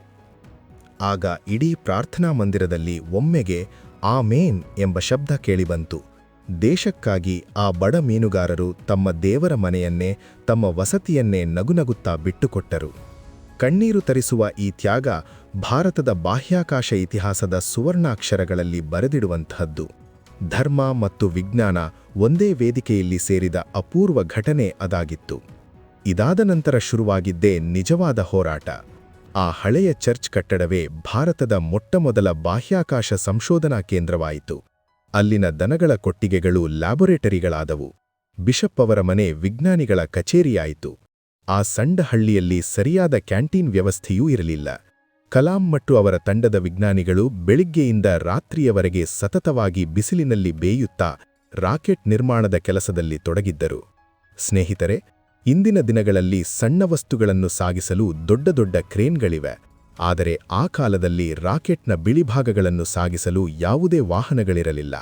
ವಿಜ್ಞಾನಿಗಳು ರಾಕೆಟ್ನ ಭಾರವಾದ ಭಾಗಗಳನ್ನು ತಮ್ಮ ಸೈಕಲ್ ಮೇಲೆ ಇಟ್ಟುಕೊಂಡು ಮರಳಿನ ಮೇಲೆ ತಳ್ಳಿಕೊಂಡು ಉಡಾವಣಾ ಸ್ಥಳಕ್ಕೆ ತರುತ್ತಿದ್ದರು. ನಮ್ಮ ದೇಶದ ಭವಿಷ್ಯವನ್ನು ಆ ವಿಜ್ಞಾನಿಗಳು ಅಕ್ಷರಶಃ ತಮ್ಮ ಹೆಗಲ ಮೇಲೆ ಹೊತ್ತು ತಂದರು. ಕೊನೆಗೂ ಆ ಸುದಿನ ಬಂತು. ನವೆಂಬರ್ 21, 1963 ಭಾರತದ ಮೊಟ್ಟಮೊದಲ ಸೌಂಡಿಂಗ್ ರಾಕೆಟ್ ನೈಕಿ ಅಪಾಚಿಯನ್ನು ಉಡಾವಣೆ ಮಾಡಲು ಎಲ್ಲಾ ಸಿದ್ಧತೆಯಾಗಿತ್ತು. ಇಡೀ ದೇಶದ ಕಣ್ಣು ಆ ಸಣ್ಣ ಮೀನುಗಾರಿಕಾ ಹಳ್ಳಿಯ ಮೇಲಿತ್ತು. ಎಲ್ಲರ ಎದೆಯಲ್ಲಿ ಢವಢವ. ರಾಕೆಟ್ ಆಕಾಶಕ್ಕೆ ಯಶಸ್ವಿಯಾಗಿ ನೆಗೆಯಿತು. ಆಕಾಶದಲ್ಲಿ ಮೂಡಿದ ಆ ಬೆಂಕಿಯ ಗೆರೆ ಭಾರತೀಯರ ಭವಿಷ್ಯದ ಬೃಹತ್ ಕನಸುಗಳಿಗೆ ಮತ್ತು ಇಂದಿನ ಇಸ್ರೋದ ಐತಿಹಾಸಿಕ ಸಾಧನೆಗಳಿಗೆ ಅಂದು ನಾಂದಿ ಹಾಡಿತು. ಸ್ನೇಹಿತರೆ, ಈ ಅಧ್ಯಾಯ ನಮಗೆ ಕಲಿಸುವ ದೊಡ್ಡ ಪಾಠವೆಂದರೆ, ದೇಶದ ಅಭಿವೃದ್ಧಿಗಾಗಿ ಜಾತಿ, ಧರ್ಮಗಳನ್ನು ಮೀರಿ ನಾವೆಲ್ಲರೂ ಒಂದಾಗಬೇಕು. ಹಾಗೆಯೇ ಸೀಮಿತ ಸಂಪನ್ಮೂಲಗಳಿದ್ದರೂ ದೃಢವಾದ ಗುರಿ ಮತ್ತು ಒಗ್ಗಟ್ಟಿದ್ದರೆ ಏನನ್ನಾದರೂ ಸಾಧಿಸಬಹುದು ಎಂದು ಕಲಾಂ ಅವರ ಈ ಹಂತದ ಜೀವನ ಸಾಬೀತುಪಡಿಸುತ್ತದೆ. ಅಧ್ಯಾಯ 6. ಸಾಲು ಸಾಲು ಸಾವುಗಳು ಮತ್ತು ಉರಿಯುವ ಕನಸು. ಸ್ನೇಹಿತರೆ, ಹಿಂದಿನ ಅಧ್ಯಾಯದಲ್ಲಿ ಸೈಕಲ್ ಮೇಲೆ ರಾಕೆಟ್ ಹೊತ್ತೊಯ್ದ ಆ ರೋಚಕ ಕಥೆ ಕೇಳಿದ್ದೀರಿ. ಈಗ ಅಧ್ಯಾಯ 6ರ ಕಡೆಗೆ ಬರೋಣ. ಈ ಹಂತವು ಕಲಾಂ ಅವರ ಜೀವನದ ಅತ್ಯಂತ ನೋವಿನ ಮತ್ತು ಅಷ್ಟೇ ಜವಾಬ್ದಾರಿಯುತ ದಿನಗಳನ್ನು ನಮ್ಮ ಮುಂದಿಡುತ್ತದೆ.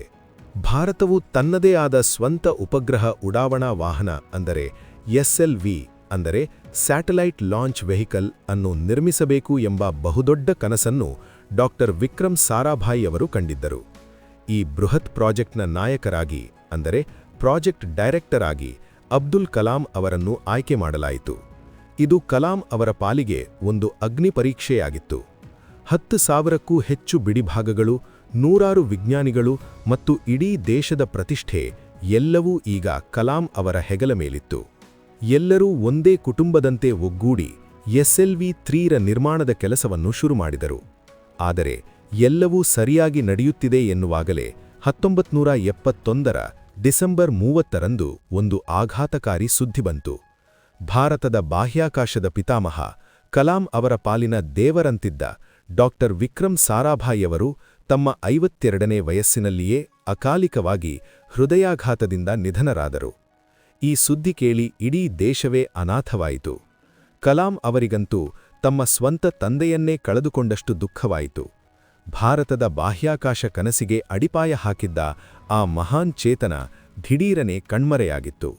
ಸಾರಾಭಾಯಿಯವರ ಕನಸನ್ನು ಹೇಗಾದರೂ ಸರಿ ನನಸು ಮಾಡುವುದೇ ಅವರಿಗೆ ನಾವು ಸಲ್ಲಿಸುವ ನಿಜವಾದ ಶ್ರದ್ಧಾಂಜಲಿ ಎಂದು ನಿರ್ಧರಿಸಿದ ಕಲಾಂ ಮತ್ತು ಅವರ ತಂಡ ಕಣ್ಣೀರನ್ನು ನುಂಗಿಕೊಂಡು ಹಗಲಿರುಳು ಕೆಲಸ ಶುರುಮಾಡಿತು. ಆದರೆ ವಿಧಿ ಕಲಾಂ ಅವರೊಡನೆ ಆಡುತ್ತಿದ್ದ ಕ್ರೂರ ಆಟ ಅಲ್ಲಿಗೇ ನಿಂತಿರಲಿಲ್ಲ.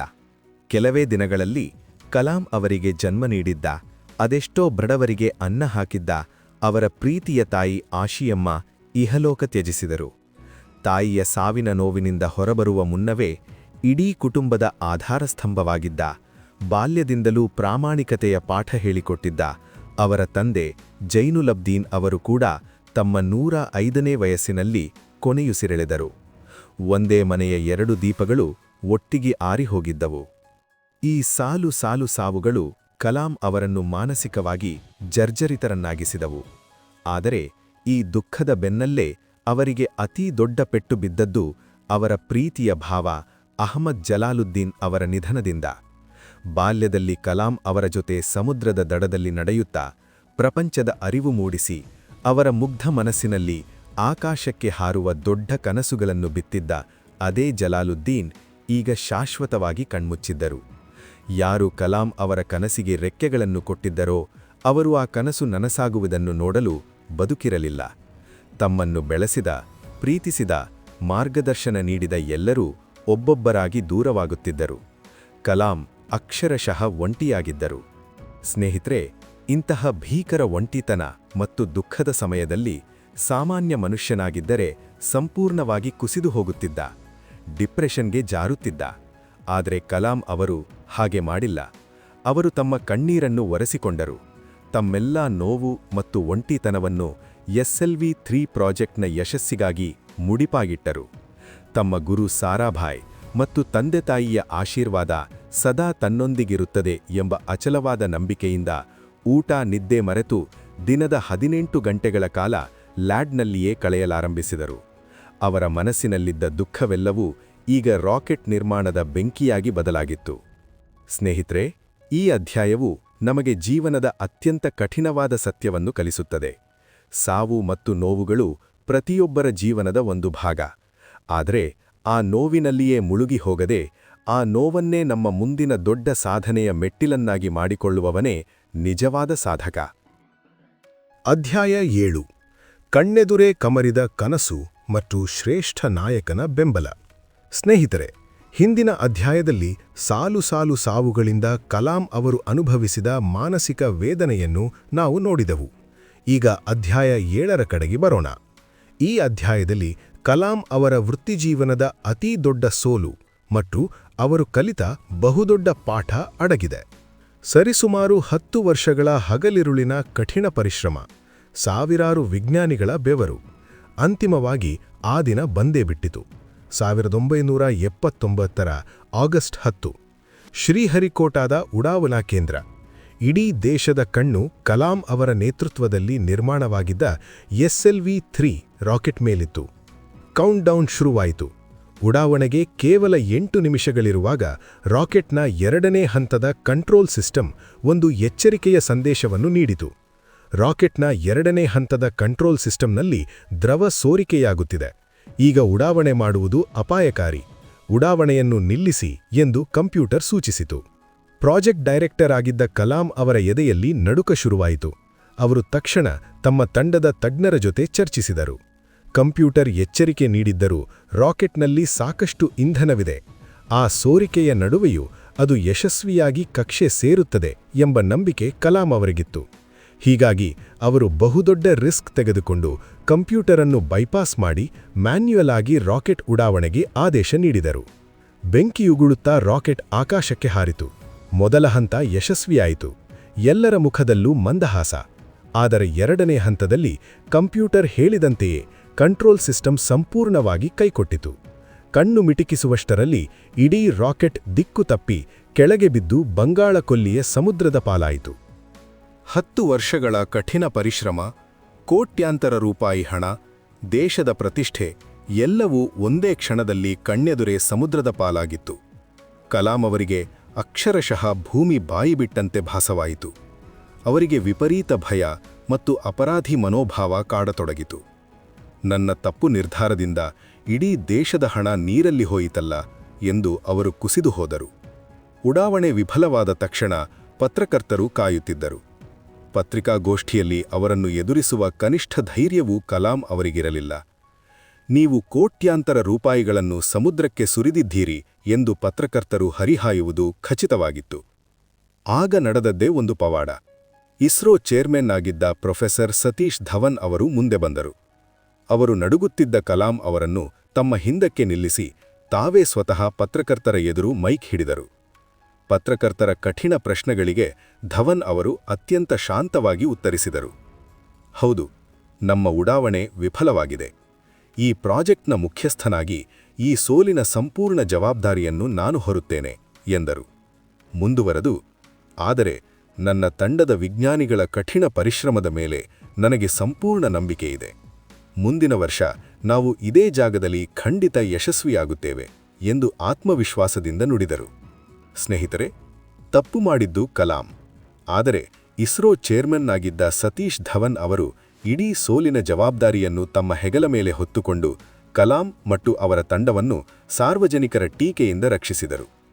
ಈ ಘಟನೆ ನಮಗೆ ಕಲಿಸುವ ಬಹುದೊಡ್ಡ ಪಾಠವೇನೆಂದರೆ, ಒಬ್ಬ ನಾಯಕ ಹೇಗಿರಬೇಕು ಎನ್ನುವುದು. ತಂಡವು ಸೋತಾಗ ನಾಯಕ ಆ ಸೋಲನ್ನು ತಾನು ಸ್ವೀಕರಿಸಬೇಕು ಮತ್ತು ತನ್ನ ತಂಡಕ್ಕೆ ರಕ್ಷಣೆಯಾಗಿ ನಿಲ್ಲಬೇಕು ಎಂಬುದನ್ನು ಕಲಾಂ ಅವರು ಕಣ್ಣೀರು ಹಾಕುತ್ತಲೇ ಈ ಕಹಿ ಘಟನೆಯಿಂದ ಕಲಿತರು.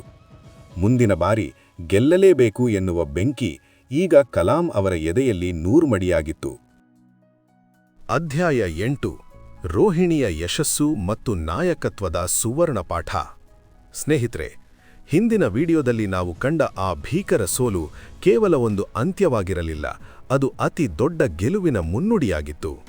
1979ರ ಆ ಕಹಿ ಘಟನೆಯ ನಂತರ ಇಡೀ ಇಸ್ರೋ ತಂಡಕ್ಕೆ ಪ್ರೊಫೆಸರ್ ಸತೀಶ್ ಧವನ್ ಅವರ ಬೆಂಬಲದ ಮಾತುಗಳು ಸಂಜೀವಿನಿಯಂತೆ ಕೆಲಸ ಮಾಡಿದ್ದವು. ಒಂದು ದೊಡ್ಡ ಸೋಲಿನ ನಂತರ ಮನುಷ್ಯ ಸಾಮಾನ್ಯವಾಗಿ ಕುಸಿದು ಹೋಗುತ್ತಾನೆ. ಆದರೆ ಡಾಕ್ಟರ್ ಕಲಾಂ ಮತ್ತು ಅವರ ತಂಡ ತಮ್ಮ ನೋವನ್ನೆಲ್ಲ ಬದಿಗಿಟ್ಟು ಹಿಂದಿನ ತಪ್ಪುಗಳನ್ನು ತಿದ್ದಿಕೊಂಡು ಮತ್ತೆ ಹಗಲಿರುಳು ಒಂದೇ ಸಮನೆ ಕೆಲಸ ಶುರು ಮಾಡಿದರು. ಆಗಸ್ಟ್ 1979ರಿಂದ ಜುಲೈ 1980ರವರೆಗೆ ಬರೋಬ್ಬರಿ 11 ತಿಂಗಳುಗಳ ಕಾಲ ಯಾರಿಗೂ ಸರಿಯಾದ ಊಟವಿಲ್ಲ, ನಿದ್ದೆಯಿಲ್ಲ. ಲ್ಯಾಬ್ ಬಿಟ್ಟು ಅವರು ಹೊರಬರಲೇ ಇಲ್ಲ. ಈ ಬಾರಿ ಗೆಲ್ಲಲೇಬೇಕು, ಇಡೀ ಪ್ರಪಂಚಕ್ಕೆ ಭಾರತದ ಶಕ್ತಿಯನ್ನು ತೋರಿಸಲೇಬೇಕು ಎನ್ನುವ ಹಠ ಪ್ರತಿಯೊಬ್ಬ ವಿಜ್ಞಾನಿಯ ರಕ್ತದಲ್ಲೂ ಕುದಿಯುತ್ತಿತ್ತು. ರಾಕೆಟ್ನ ಪ್ರತಿಯೊಂದು ಸಣ್ಣ ಬಿಡಿಭಾಗವನ್ನು ನೂರಾರು ಬಾರಿ ಪರೀಕ್ಷೆ ಮಾಡಲಾಯಿತು. ಹಿಂದಿನ ಬಾರಿ ಕೈಕೊಟ್ಟಿದ್ದ ಕಂಟ್ರೋಲ್ ಸಿಸ್ಟಮ್ ಅನ್ನು ಸಂಪೂರ್ಣವಾಗಿ ಹೊಸದಾಗಿ ಮತ್ತು ಅತ್ಯಂತ ಸುರಕ್ಷಿತವಾಗಿ ವಿನ್ಯಾಸಗೊಳಿಸಲಾಯಿತು. ಕೊನೆಗೂ ಆ ಐತಿಹಾಸಿಕ ದಿನ ಬಂದೇ ಬಿಟ್ಟಿತು. ಜುಲೈ 18, 1980 ಬೆಳಗಿನ ಜಾವ 8 ಗಂಟೆ. ಮತ್ತೆ ಶ್ರೀಹರಿಕೋಟಾದ ಅದೇ ಉಡಾವಣಾ ಕೇಂದ್ರ, ಮತ್ತೆ ಕಲಾಂ ಅವರದೇ ನೇತೃತ್ವ. ಆದರೆ ಈ ಬಾರಿ ಸಿದ್ಧತೆ ಬೇರೆಯೇ ಮಟ್ಟದಲ್ಲಿತ್ತು. ಉಡಾವಣೆಗೆ ಕೇವಲ ನಿಮಿಷಗಳು ಬಾಕಿ ಇರುವಾಗ ಇಡೀ ದೇಶದ ಉಸಿರು ಬಿಗಿ ಹಿಡಿದಿತ್ತು. ಕಲಾಂ ಅವರ ಎದೆಯಲ್ಲಿ 100 ಆನೆಗಳು ಒಟ್ಟಿಗೆ ಓಡುತ್ತಿರುವಂತಹ ಅನುಭವ. ಕಂಟ್ರೋಲ್ ರೂಮ್ನಲ್ಲಿ ಸಂಪೂರ್ಣ ಮೌನ, ಕೇವಲ ಕಂಪ್ಯೂಟರ್ಗಳ ಸದ್ದು ಮಾತ್ರ ಕೇಳಿಸುತ್ತಿತ್ತು. 10, 9, 8 ಎಂದು ಕೌಂಟ್ ಡೌನ್ ಶುರುವಾಯಿತು. 3, 2, 1, 0. ಭೂಮಿಯೇ ನಡುಗುವಂತಹ ಶಬ್ದದೊಂದಿಗೆ ಬೆಂಕಿಯನ್ನು ಉಗುಳುತ್ತಾ 17 ಟನ್ ತೂಕದ ಆ ಬೃಹತ್ SLV-3 ರಾಕೆಟ್ ಆಕಾಶಕ್ಕೆ ಯಶಸ್ವಿಯಾಗಿ ನೆಗೆಯಿತು. ಮೊದಲ ಹಂತ ಯಶಸ್ವಿಯಾಗಿ ಬೇರ್ಪಟ್ಟಿತು. ಎರಡನೇ ಹಂತ, ಮೂರನೇ ಹಂತ ಎಲ್ಲವೂ ಕರಾರುವಾಕ್ಕಾಗಿ ಅಚ್ಚುಕಟ್ಟಾಗಿ ಕೆಲಸ ಮಾಡಿದವು. ಉಡಾವಣೆಯಾದ ಸರಿಯಾಗಿ 10 ನಿಮಿಷಗಳ ನಂತರ ಕಂಟ್ರೋಲ್ ರೂಮ್ನಲ್ಲಿದ್ದ ಸ್ಪೀಕರ್ನಿಂದ ಆ ಬಹುನಿರೀಕ್ಷಿತ ಸಿಹಿ ಸುದ್ದಿ ಬಂತು. ರೋಹಿಣಿ ಉಪಗ್ರಹ ಯಶಸ್ವಿಯಾಗಿ ಭೂಮಿಯ ಕಕ್ಷೆಯನ್ನು ಸೇರಿದೆ. ಅಷ್ಟೆ. ಇಡೀ ಕಂಟ್ರೋಲ್ ರೂಮ್ನಲ್ಲಿ ಕರತಾಡನ, ಹರ್ಷೋದ್ಗಾರ, ವಿಜ್ಞಾನಿಗಳ ಕಣ್ಣಲ್ಲಿ ಆನಂದ ಬಾಷ್ಪ. ವರ್ಷಗಳ ಕಠಿಣ ಪರಿಶ್ರಮಕ್ಕೆ ಕೊನೆಗೂ ಜಯ ಸಿಕ್ಕಿತ್ತು. ಸಹೋದ್ಯೋಗಿಗಳು ಕಲಾಂ ಅವರನ್ನು ಎತ್ತಿ ಕುಣಿದಾಡಿದರು. ಅಮೆರಿಕ, ರಷ್ಯಾ, ಫ್ರಾನ್ಸ್, ಜಪಾನ್ ಮತ್ತು ಚೀನಾದಂತಹ ದೊಡ್ಡ ದೊಡ್ಡ ದೇಶಗಳ ಸಾಲಿಗೆ ಅಂದು ನಮ್ಮ ಭಾರತ ಕೂಡ ಹೆಮ್ಮೆಯಿಂದ ಸೇರಿತು. ನಮ್ಮ ದೇಶವು ತನ್ನದೇ ಆದ ಸ್ವಂತ ರಾಕೆಟ್ ಮೂಲಕ ಉಪಗ್ರಹವನ್ನು ಹಾರಿಸಿದ ಮಹಾನ್ ಸಾಧನೆ ಮಾಡಿತ್ತು. ಅಬ್ದುಲ್ ಕಲಾಂ ಎನ್ನುವ ರಾಮೇಶ್ವರಂನ ಸಾಮಾನ್ಯ ಹುಡುಗ ಇಡೀ ಪ್ರಪಂಚವೇ ಭಾರತದತ್ತ ತಿರುಗಿ ನೋಡುವಂತೆ ಮಾಡಿದ್ದ. ಆದರೆ ಸ್ನೇಹಿತರೆ, ಇಲ್ಲಿ ನಡೆದದ್ದು ಇತಿಹಾಸವೇ ಮರೆಯಲಾಗದಂತಹ ಮತ್ತೊಂದು ಅದ್ಭುತ ಘಟನೆ. ಉಡಾವಣೆ ಯಶಸ್ವಿಯಾದ ತಕ್ಷಣ ಪತ್ರಿಕಾಗೋಷ್ಠಿ ಕರೆಯಲಾಯಿತು. ದೇಶ ವಿದೇಶಗಳ ಪತ್ರಕರ್ತರು ಸೇರಿದ್ದರು. ಹಿಂದಿನ ವರ್ಷ ಉಡಾವಣೆ ವಿಫಲವಾದಾಗ ಕಲಾಂ ಅವರ ಕೈಯಿಂದ ಮೈಕ್ ಕಸಿದುಕೊಂಡು ಆ ಸೋಲಿನ ಸಂಪೂರ್ಣ ಜವಾಬ್ದಾರಿಯನ್ನು ತಾವೇ ಹೊತ್ತುಕೊಂಡಿದ್ದ ಇಸ್ರೋ ಚೇರ್ಮನ್ ಸತೀಶ್ ಧವನ್ ಅವರು ಇಂದು ಅದೇ ಪತ್ರಿಕಾಗೋಷ್ಠಿಯಲ್ಲಿ ಕಲಾಂ ಅವರನ್ನು ತಮ್ಮ ಬಳಿ ಕರೆದರು. ಕಲಾಂ, ಇವತ್ತಿನ ಈ ಐತಿಹಾಸಿಕ ಗೆಲುವು ನಿನ್ನದು ಮತ್ತು ನಿನ್ನ ತಂಡದ ಕಠಿಣ ಪರಿಶ್ರಮದ್ದು. ಹೋಗು, ನೀನೇ ಸ್ವತಃ ಪತ್ರಕರ್ತರನ್ನು ಉದ್ದೇಶಿಸಿ ಮಾತನಾಡು ಮತ್ತು ಈ ಯಶಸ್ಸನ್ನು ಸಂಭ್ರಮಿಸು ಎಂದು ಹೇಳಿ ಆ ಯಶಸ್ಸಿನ ವೇದಿಕೆಯನ್ನು ಕಲಾಂ ಅವರಿಗೆ ಬಿಟ್ಟುಕೊಟ್ಟರು. ತಾವು ಮಾತ್ರ ಒಂದು ಹೆಜ್ಜೆ ಹಿಂದಕ್ಕೆ ಸರಿದು ನಗುನಗುತ್ತಾ ನಿಂತರು. ಸ್ನೇಹಿತರೆ, ಎಂತಹ ಅದ್ಭುತ ನಾಯಕತ್ವ ಅಲ್ಲವೇ? ತಂಡ ಸೋತಾಗ ಒಬ್ಬ ನಿಜವಾದ ನಾಯಕ ಆ ಸೋಲಿನ ಜವಾಬ್ದಾರಿಯನ್ನು ತನ್ನ ಹೆಗಲಿಗೆ ತೆಗೆದುಕೊಳ್ಳುತ್ತಾನೆ. ಆದರೆ ಅದೇ ತಂಡ ಗೆದ್ದಾಗ ಆ ಯಶಸ್ಸಿನ ಸಂಪೂರ್ಣ ಶ್ರೇಯಸ್ಸನ್ನು ತನ್ನ ತಂಡಕ್ಕೆ ಅರ್ಪಿಸುತ್ತಾನೆ. ಈ ಬಹುದೊಡ್ಡ ಸುವರ್ಣ ಪಾಠವನ್ನು ಕಲಾಂ ಅವರು ಅವತ್ತು ಸತೀಶ್ ಧವನ್ ಅವರಿಂದ ಕಣ್ಣಾರೆ ಕಂಡು ಕಲಿತರು. ಈ ಐತಿಹಾಸಿಕ ಗೆಲುವಿನ 1 ತಿಂಗಳ ನಂತರ ಆಗಿನ ಪ್ರಧಾನಮಂತ್ರಿಗಳಾಗಿದ್ದ ಇಂದಿರಾ ಗಾಂಧಿ ಅವರು ಕಲಾಂ ಮತ್ತು ಅವರ ತಂಡವನ್ನು ದೆಹಲಿಗೆ ಆಹ್ವಾನಿಸಿ ಸನ್ಮಾನ ಮಾಡಿದರು. ಅದೇ ವರ್ಷ ಗಣರಾಜ್ಯೋತ್ಸವದಂದು ಭಾರತ ಸರ್ಕಾರವು ಕಲಾಂ ಅವರ ಈ ಮಹಾನ್ ಸಾಧನೆಯನ್ನು ಗುರುತಿಸಿ ದೇಶದ ಅತ್ಯುನ್ನತ ನಾಗರಿಕ ಪ್ರಶಸ್ತಿಗಳಲ್ಲೊಂದಾದ ಪದ್ಮಭೂಷಣ ನೀಡಿ ಗೌರವಿಸಿತು. ಸ್ನೇಹಿತರೆ, ಈ ಅಧ್ಯಾಯದೊಂದಿಗೆ ವಿಂಗ್ಸ್ ಆಫ್ ಫೈರ್ ಪುಸ್ತಕದ ಸೃಷ್ಟಿ ಎಂಬ ವಿಭಾಗ ಮುಕ್ತಾಯವಾಗುತ್ತದೆ. ನಮ್ಮ ಜೀವನದಲ್ಲಿಯೂ ಅಷ್ಟೇ. ಒಮ್ಮೆ ಸೋತ ತಕ್ಷಣ ಎಲ್ಲವೂ ಮುಗಿಯಿತು ಎಂದುಕೊಳ್ಳಬಾರದು. ಎದ್ದು ನಿಲ್ಲಿ, ತಪ್ಪುಗಳನ್ನು ತಿದ್ದಿಕೊಳ್ಳಿ, ಮತ್ತೊಮ್ಮೆ ದೃಢವಾಗಿ ಪ್ರಯತ್ನಿಸಿ. ಆಕಾಶವೇ ನಿಮ್ಮದಾಗುತ್ತದೆ ಎನ್ನುವುದಕ್ಕೆ ಡಾಕ್ಟರ್ ಕಲಾಂ ಅವರ ಜೀವನವೇ ಅತಿದೊಡ್ಡ ಉದಾಹರಣೆ. ಸ್ನೇಹಿತರೆ, ಇಲ್ಲಿಗೆ ಡಾಕ್ಟರ್ APJ ಅಬ್ದುಲ್ ಕಲಾಂ ಅವರ ವಿಂಗ್ಸ್ ಆಫ್ ಫೈರ್ ಪುಸ್ತಕದ ಮೊದಲ ಭಾಗ ಮುಕ್ತಾಯವಾಗುತ್ತದೆ. ಒಬ್ಬ ಸಾಮಾನ್ಯ ಪತ್ರಿಕೆ ಮಾರುತ್ತಿದ್ದ ಹುಡುಗ ಸೈಕಲ್ ಮೇಲೆ ರಾಕೆಟ್ ಹೊತ್ತು ತಂದು ಇಸ್ರೋದಲ್ಲಿ ಯಶಸ್ವಿಯಾಗಿ ಉಪಗ್ರಹ ಉಡಾವಣೆ ಮಾಡಿದ ರೋಮಾಂಚಕ ಪಯಣವನ್ನು ನಾವು ನೋಡಿದೆವು. ಆದರೆ ಸ್ನೇಹಿತರೆ, ಅಸಲಿ ಕಥೆ ಶುರುವಾಗುವುದೇ ಮುಂದಿನ ಭಾಗ 2ರಲ್ಲಿ. ಇಸ್ರೋ ಬಿಟ್ಟು DRDO ಸೇರಿದ ಕಲಾಂ ಅವರು ನಮ್ಮ ದೇಶಕ್ಕೆ ಅಗ್ನಿ, ಪೃಥ್ವಿ ಮತ್ತು ತ್ರಿಶೂಲ್ನಂತಹ ಪ್ರಬಲ ಕ್ಷಿಪಣಿಗಳನ್ನು ನಿರ್ಮಿಸಿ ಇಡೀ ಪ್ರಪಂಚವೇ ಬೆರಗಾಗುವ ರೀತಿಯಲ್ಲಿ ಭಾರತದ ಮಿಸೈಲ್ ಮ್ಯಾನ್ ಆಗಿ ಹೊರಹೊಮ್ಮಿದ ಕಥಾಭಾಗ ಇನ್ನೂ ರೋಚಕವಾಗಿದೆ.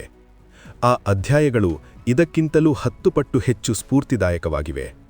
ಆ ಕಥೆಯನ್ನು ಕೇಳಿದರೆ ನಿಮ್ಮ ರೋಮಗಳಲ್ಲೂ ದೇಶಭಕ್ತಿ ಮತ್ತು ಏನಾದರೂ ಸಾಧಿಸುವ ಕಿಚ್ಚು ಹೊತ್ತಿಕೊಳ್ಳುತ್ತದೆ. ಮುಂದಿನ ಭಾಗವನ್ನು ಖಂಡಿತ ಮಿಸ್ ಮಾಡಬೇಡಿ. ಆ ಭಾಗ 2ರ ವಿಡಿಯೋ ಲಿಂಕನ್ನು ನಾನು ಕೆಳಗೆ ಡಿಸ್ಕ್ರಿಪ್ಷನ್ನಲ್ಲಿ ಹಾಕಿದ್ದೇನೆ. ಹಾಗೆಯೇ ಕಾಮೆಂಟ್ ಬಾಕ್ಸ್ನಲ್ಲೂ ಪಿನ್ ಮಾಡಿದ್ದೇನೆ. ತಪ್ಪದೇ ಆ ಲಿಂಕ್ ಮೇಲೆ ಕ್ಲಿಕ್ ಮಾಡಿ ಮುಂದಿನ ಭಾಗವನ್ನು ನೋಡಿ. ಈ ಮೊದಲ ಭಾಗ ನಿಮಗೆ ಇಷ್ಟವಾಗಿದ್ರೆ ದಯವಿಟ್ಟು ಈ ವಿಡಿಯೋಗೆ ಒಂದು ಲೈಕ್ ಮಾಡಿ, ನಿಮ್ಮ ಅನಿಸಿಕೆಗಳನ್ನು ಕಮೆಂಟ್ ಮಾಡಿ ಮತ್ತು ನಿಮ್ಮ ಸ್ನೇಹಿತರಿಗೆ ಶೇರ್ ಮಾಡಿ. ಇಂತಹ ಅದ್ಭುತ ಪುಸ್ತಕಗಳ ಸಾರಾಂಶವನ್ನು ಕೇಳಲು ನಮ್ಮ ಕನ್ನಡ ಬುಕ್ಸ್ ನಾಲೆಜ್ ಚಾನೆಲ್ಗೆ ಈಗಲೇ ಸಬ್ಸ್ಕ್ರೈಬ್ ಆಗಿ. ಧನ್ಯವಾದಗಳು.